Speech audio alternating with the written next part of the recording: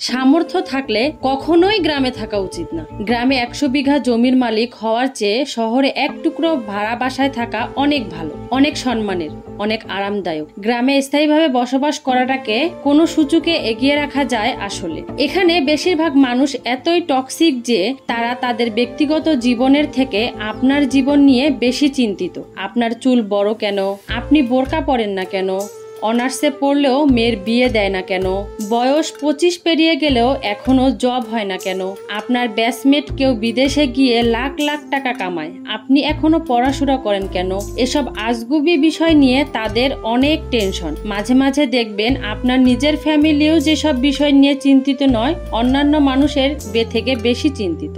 গ্রামের টক্সিক বিষয়গুলোর আরেকটি বড় পার্ট হচ্ছে ঝগড়া। আপনি এমন কোনো বাড়ি খুঁজে পাবেন না যেখানে জায়গা জমি নিয়ে কোনো বিরোধ নেই। প্রত্যক্ষ বা পরোক্ষভাবে এই ফ্যামিলি সেই ফ্যামিলির সাথে কোনো না কোনো ভাবে ঝগড়া লেগেই থাকে। 1 ইঞ্চি জায়গা নিয়ে মাথা ফাটাফাটি, অশ্লীল ভাষায় গালাগালি, মামলা মোকদ্দমা চলতেই থাকে। এইজন ওইজন নামে গোপনে প্যাঁচ লাগিয়ে ঝগড়া বাঁধিয়ে দেওয়া, কাউকে পছন্দ না হলে তার নামে জায়গায় অজায়গায় বদনাম রুটিয়ে দেওয়া, এমনকি বিয়ে আসলেও গোপনে প্যাঁচ লাগিয়ে দেওয়া গ্রামের বেশিরভাগ মানুষের যেন একটি নিত্যদিনের কাজ। গ্রামের বেশিরভাগ মানুষই এতটা অজ্ঞ যে তারা সফটওয়্যার ইঞ্জিনিয়ার বুঝে না, ইলেকট্রিক্যাল ইঞ্জিনিয়ার বুঝে না, MBBS ডাক্তারের মানে বুঝে না। তাদের কাছে সরকারি চাকুরি মানে পুলিশ হোক কনস্টেবল, সেনাবাহিনী হোক সেটা সৈনিক, প্রাইমারি স্কুলের শিক্ষক সবই। আর একজন নার্সিংয়ে পড়া স্টুডেন্টকে যেমন ভাবে ডাক্তার ভাবে,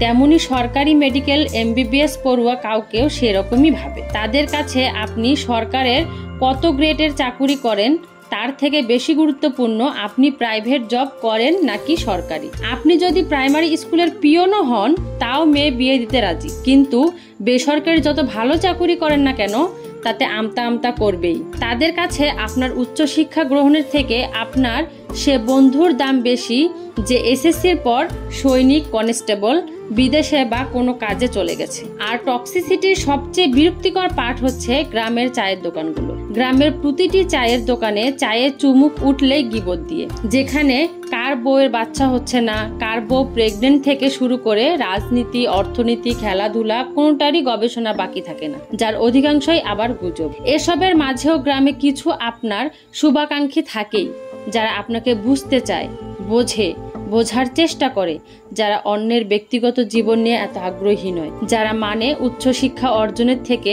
বিদেশে চলে যাওয়া কিংবা কোনো কাজে চলে যাওয়া কখনোই বেটার অপশন নয়, যারা চায়ের কাপে মিথ্যা আর গিবদের ধোয়া উঠোয় না, তাদের স্যালুট, তারা আজীবন সম্মান প্রাপ্য। জন্ম থেকে গ্রামের পলিমাটি গায়ে মেখেও একজন খাঁটি গ্রাম্য মানুষ হয়েও এই কথাগুলো লেখার একমাত্রই কারণ তিক্ততা। লেখক SM মহসিন।